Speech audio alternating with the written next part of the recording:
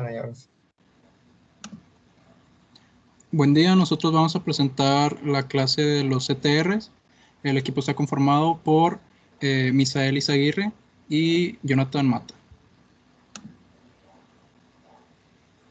Bueno, primeramente, como introducción, vamos a hablar de los STR, como les comentó mi compañero, y en español esto significa las repeticiones cortas en tándem, o se les conoce mayormente como microsatélites o repeticiones de secuencia simple, y son secuencias de ADN pues micro o cortas y están repetidas. Una unidad se repite en una secuencia muchísimas veces, entonces forman series de hasta 100 nucleótidos. La mayoría de estos microsatélites o de estos STR están en las regiones no codificantes del ADN y por lo general se produce un STR por cada 2000 pares de bases en el genoma humano.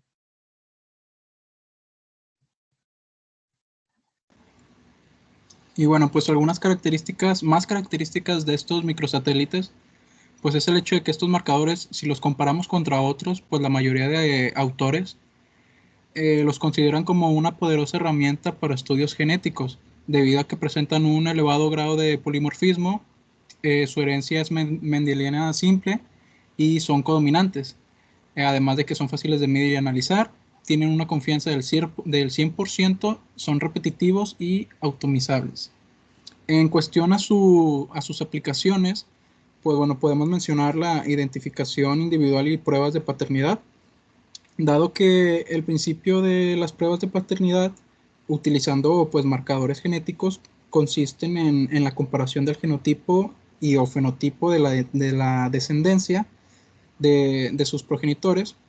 Y bueno, como este principio podría decirse mendeliano, ya que un alelo que presenta un individuo proviene del padre y el otro de la madre, pues en dichos análisis, al igual que la identificación individual, la identificación de los testigos o del testigo, tanto a nivel fenotípico como genotípico, debe ser perfectamente conocida y concordante con la información obtenida en los análisis realizados al individuo.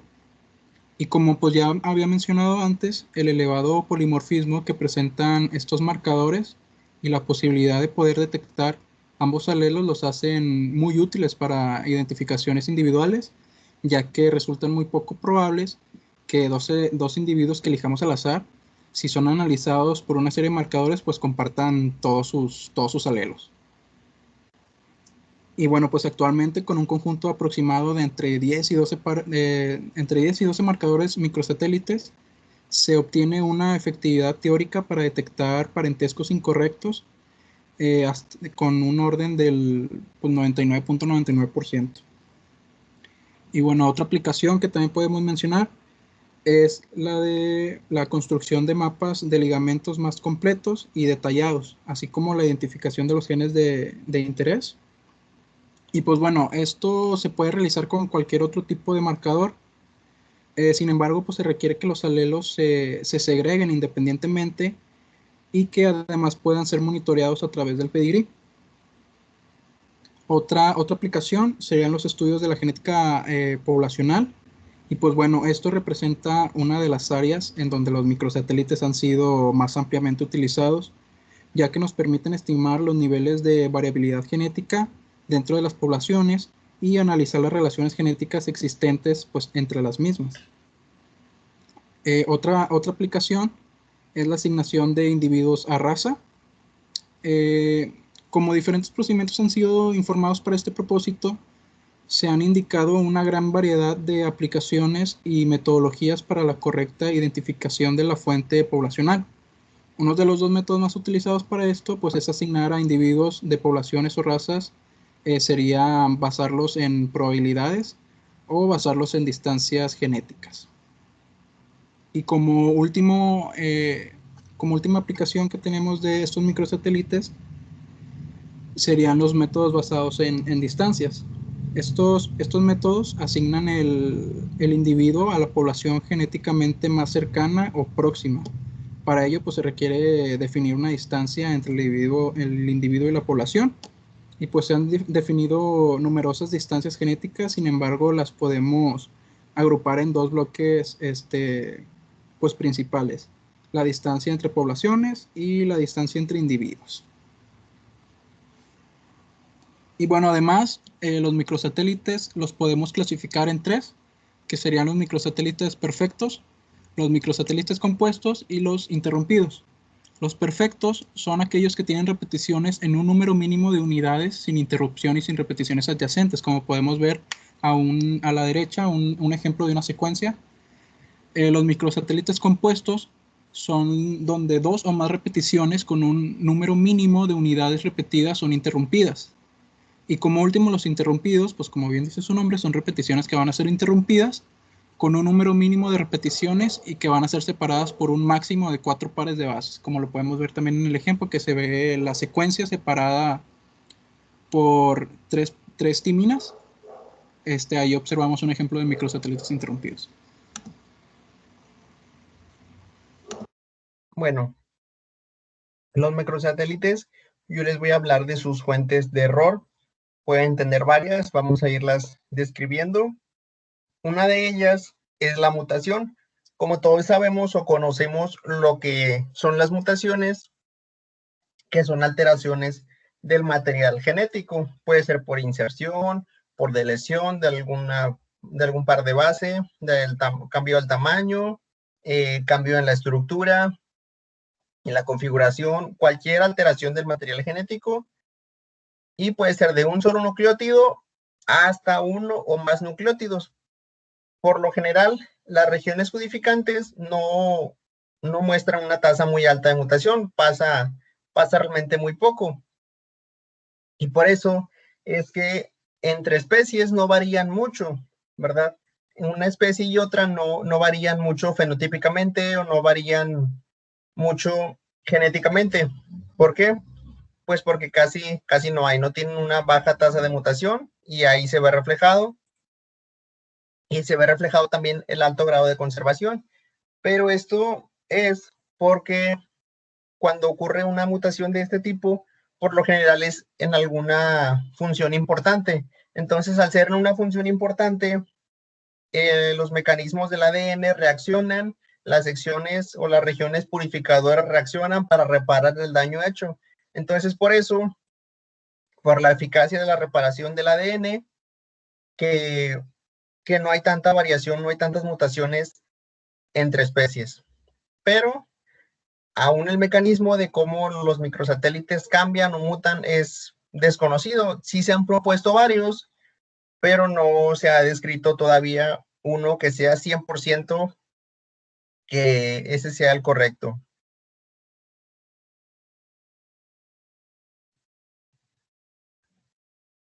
Hay dos mecanismos propuestos.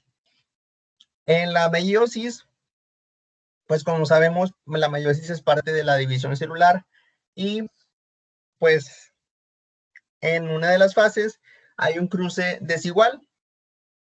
¿Qué quiere decir esto? Que no, pues como su nombre lo dice, que no ocurre la cruza como debe ser. Hay un error en el entrecruzamiento, en las proteínas, en las hebras, puede ser en diferentes, ¿no? Por eso es que aún sigue siendo tan estudiado, porque todavía no se sabe en qué lugar específicamente ocurre, pero se sabe que es un cruce desigual en la meiosis.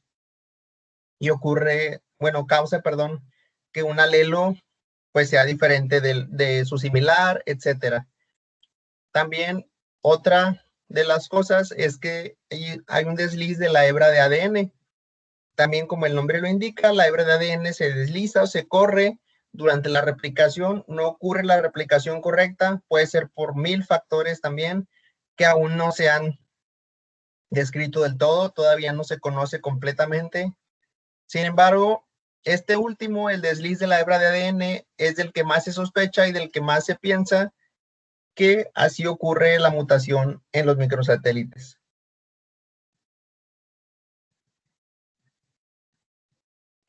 Bueno, la mutación es nada más el primer ejemplo de las fuentes de error.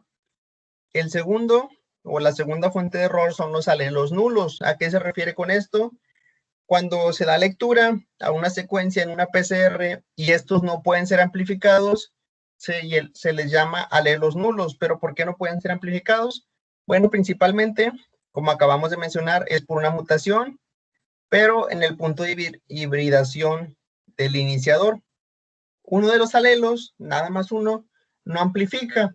Entonces, la PCR nada más detecta uno de los dos alelos y lo detecta o lo marca como homocigoto para el otro alelo, cuando realmente no necesariamente es así, cuando realmente también puede ser heterocigoto, pero pues no lo está detectando porque el alelo no se está amplificando. A veces para solucionar este problema se utilizan cebadores alternativos que estén fuera del punto de mutación, que pues ya no ocurra ese error que no dejó que se amplificara el alelo y se vuelven a analizar los individuos que se clasificaron como homocigotos. Es necesario hacer esta confirmación para evitar errores, porque este tipo de estudios se utilizan también en las pruebas de paternidad. Entonces, es muy peligroso porque ahorita vamos a ver otro ejemplo, pero porque puede marcar una relación entre dos alelos cuando realmente no la existe y o no la hay, y es porque uno de ellos no está amplificando y ese alelo nulo está alterando todo y está alterando todo el estudio. Entonces, pues sí es algo grave, porque si es una prueba de paternidad, pues va a relacionar a dos personas que realmente no tengan parentesco alguno. Entonces, por eso es necesario que se vuelvan a analizar los individuos clasificados como homocigotos, se utilicen cebadores alternativos para asegurarse de que realmente sean homocigotos y que no haya sido un error de los alelos nulos.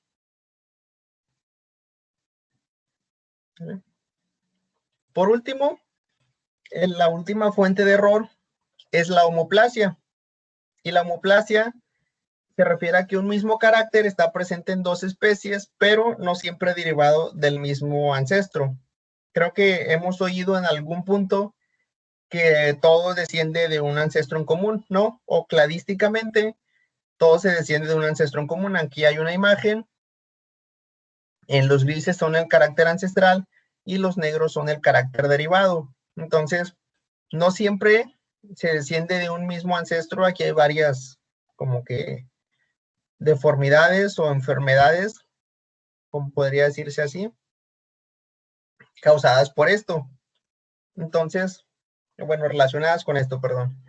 Entonces también la homoplasia es cuando dos alelos tienen el mismo tamaño, pueden, no sé, decir que tienen 1000 o 2000 pares de bases, pero eso no quiere decir nada, sino que existen diferencias en estructura, puede tener presencia de inserciones, de lesiones, puede tener variaciones en los pares de bases, en la región flanqueante, en diferentes partes, ¿no? Entonces el hecho de que sean del mismo tamaño no quiere decir que sean iguales, pero muchas de las veces también cuando al hacer una PCR y detectarlos como del mismo tamaño, a veces la PCR los detecta como que son iguales o como que son relacionados y no siempre es así, no siempre están derivados no siempre es ancestro y descendiente, a veces están por separado. Entonces por esto se recomienda mucho que aparte de hacer PCR se utilicen técnicas de secuenciación para realmente confirmar o descartar todo esto.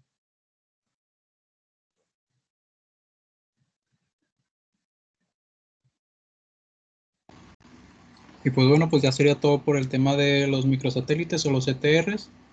Y gracias.